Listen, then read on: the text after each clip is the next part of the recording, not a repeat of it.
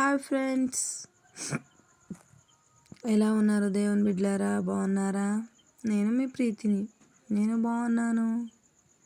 మీకు ఒక సంఘటన చెప్పుకోవడమే మర్చిపోయినా తెలుసా? నాకు ఇప్పుడు చాలా గుర్తొస్తుంది ఒకటే. మా హస్బెండ్ ఓట్లలోకి నిల్చున్నాడు. ఇంకా అదేమంటారు, గెలవాలని అందరు ప్రార్థన చేసిర్రు. అంతా అయింది, అంతా జరిగిపోయింది. ఇంకా ఊర్లో నుంచి ఇంకా ఎలక్షన్స్ అవుతుంటే కిటికీల నుంచి చెప్తున్నారు. సక్సెస్ అయితేనేమో పైకి ఇట్లా చేసి చూపిస్తున్నారు, సక్సెస్ కాకపోతేనేమో తమ్మేమో కిందికి చూపిస్తున్నారు. మేము చాలా నవ్వుకున్నాం తెలుసా. కానీ లాస్ట్కి మా హస్బెండ్ గెలిచిండు. దేవుడు సాక్ష్యం చెప్పుకోవాలనుకున్న దేవునికి. అందుకే నేను మీకు అందరికీ మనస్ఫూర్తిగా విప్పి చెప్పుకుంటున్నా తెలుసా. దేవుడు మాకు చాలా ఆనందం కలిగించిండు. నేను బతకను అన్నారు చాలామంది డెలివరీ అయ్యేటప్పుడు. కానీ సి సెక్షన్ అయినా కానీ నా బిడ్డ నేను బాగున్నాం. మాకు అదే చాలు. దేవుడిచ్చిన కృప, దేవుడిచ్చిన మహిమ తెలుసా. దేవుడు లేకుంటే ఏది కాలేదు. మరి మా అత్తమ్మ కూడా, మా మామయ్య కూడా చాలా బాగాలేకపోయింది. చాలా రోజులు పండుకున్నాడు. లాస్ట్కి హార్ట్ ఆపరేషన్ అయింది. అతను కూడా ఇప్పుడు చావు బతుకులో ఉండి తర్వాతకు లేచిండు. దేవుడు మాకు అన్నిట్లలో మంచి చేసిండు తెలుసా. నాకు సాక్ష్యం చెప్పుకోవాలి అని మీకు నా సాక్ష్యం చెప్పాలి అనే ఒక థాట్ సడన్గా, అయ్యో నేను నా లైఫ్లో జరుగుతుంది చెప్పుకుంటలేను కదా అన్నట్టు బాధగా అనిపించింది. నాకు ఫస్ట్ కూడా పాపనే. పాప పుట్టాక పాప నార్మలే పుట్టింది. ఫస్ట్ నార్మల్ డెలివరీ అయింది. సెకండ్ పాపకేమో సిజర్ అయింది, సి సెక్షన్. టెన్షన్ తీసుకున్న బీపీ ఎక్కువైందని చెప్పి సిజర్ చేసేసారు. అసలు నేను ఏం టెన్షన్ తీసుకోలేను, కానీ టెన్షన్ అయింది. అందుకే తనకి సిజర్ అయిపోయింది. సిజర్ చేయాలి అన్నం తిన్నదా లేదా అని అడిగారు. ఇంకా హాస్పిటల్కి పోగానే ఫస్ట్ సిజర్ చేసేసారు. 4 o'clockకి పుట్టింది. ఇంకా 10 days అయితే డెలివరీ అవుతానక ముందే అప్పుడే ఆమెకి కడుపులో నుంచి బయటకు తీసేసారు. సిజర్ అయింది. తల్లైనా పిల్లలైనా బతకరు అని అట్లని చాలా భయపట్టించారు. చాలా డబ్బులు వేస్ట్ అయిపోయినాయి. కానీ అందరు ప్రాణాలతో ఉన్నామని చాలా హ్యాపీగా ఫీల్ అవుతున్నాం ఫ్రెండ్స్. ఇది నా సాక్ష్యం తెలుసా. ఓ చిన్న ప్రార్థన చేసుకుందాం. యేసయ్యా, నువ్వు ఇచ్చిన బలం తండ్రి. యేసయ్యా, పరిశుద్ధుడా మహోన్నతుడా సర్వశక్తుడైన తండ్రి, యెహోవా సర్వాధికర్తమైన యేసయ్యా, ఓ నా తండ్రి, ఓ నా యేసయ్యా, నన్ను జ్ఞాపకం తెచ్చుకో తండ్రి. యేసయ్యా, నువ్వు ఇచ్చిన ముద్దు బిడ్డలను ముట్టి బలపడించేసయ్యా. మా మామయ్యకి ఆరోగ్యం దయచేసినందుకు నీకు వందనాలు తండ్రి. యేసయ్యా, మా ఇంటిని ముట్టి ఆశీర్వదించుతండి. మా ఇంట్లో ఉన్న ప్రతి ఒక్కరిని జ్ఞాపకం తెచ్చుకోమని అడుగుతున్నాను తండ్రి.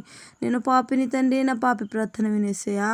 మా ఇంట్లో ఉన్న ప్రతి ఒక్కరిని ముట్టి బలపడించమని మా హస్బెండ్ని జ్ఞాపకం తెచ్చుకో తండ్రి. యేసయ్యా, దూరం పనికి పోయింది తండ్రి. ఆ బిడ్డను ముట్టి ఆశీర్వదించుతండి. ఈ నెల మొత్తం కాపలు ఉండేటట్టు సాయం దయచేయండి యేసయ్యా. ఎన్ని కష్టాలు వచ్చినా నీ దగ్గర చెప్పుకుంటే ఎంత తక్కువ అవుతుందని చెప్పావు తండ్రి. నువ్వు లేకపోతే మాకెవ్వరు లేరు తండ్రి. మమ్మల్ని జ్ఞాపకం తెచ్చుకో తండ్రి. మమ్మల్ని ముట్టుతండి. మమ్మల్ని జీవించమని నేను అడుగుతున్నాను తండ్రి. నన్ను ముట్టుతండి యేసయ్యా. నేను పాపిని తండ్రి. నా పాపి ప్రార్థన వినమని అడుగుతున్నాను తండ్రి. నన్ను జ్ఞాపకం తెచ్చుకోమని అడుగుతున్నాను తండ్రి. నీ యేసు రక్తంతో కడిగి వేయమని అడుగుతున్నాను తండ్రి. యేసయ్యా, నాకు నీకు ప్రార్థన చేసుకునేటప్పుడు చాలా ఏడుపు వస్తుంది తండ్రి. నన్ను జ్ఞాపకం తెచ్చుకున్నందుకు నీకు వందనాలు తండ్రి. నా ప్రాణాలు రక్షించినందుకు నీకు వందనాలు తండ్రి. యేసయ్యా, నువ్వు మమ్మల్ని జ్ఞాపకం తెచ్చుకున్నందుకు వందనాలు చెల్లిస్తున్నాను తండ్రి. నన్ను ముట్టు తండ్రి. నన్ను జీవించేసయ్యా. మా హస్బెండ్ని జ్ఞాపకం తెచ్చుకో తండ్రి. బిడ్డ పని లేదంటున్నాడు తండ్రి. ఏదైనా మంచి పని దొరకడానికి సహాయం దయచే తండ్రి.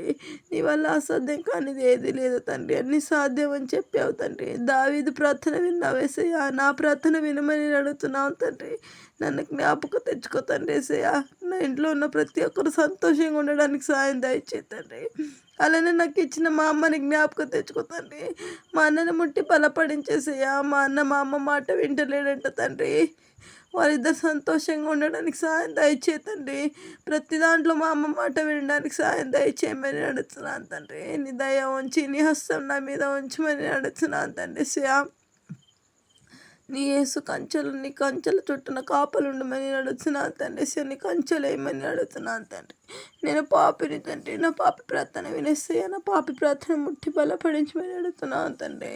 నన్ను ముట్టు తండ్రి. నన్ను జీవించేసి ఆ ఇంటిని ముట్టి ఆశీర్వదించమని, ఇంట్లో ఉన్న ప్రతి ఒక్కరిని జ్ఞాపకం తెచ్చుకోమని ఎక్కడ ఇద్దరు ముగ్గురు కూర్చుంటే వాళ్ళ మధ్యలో నేను ఉంటానని చెప్పాను. నా మధ్యలోకి దిగి రమ్మని యేసు నామంలో అడిగి వేడుచున్నాను తండ్రి. Amen, amen, amen. నాకు చాలా బాధ అనిపించింది తెలుసా ఫ్రెండ్స్.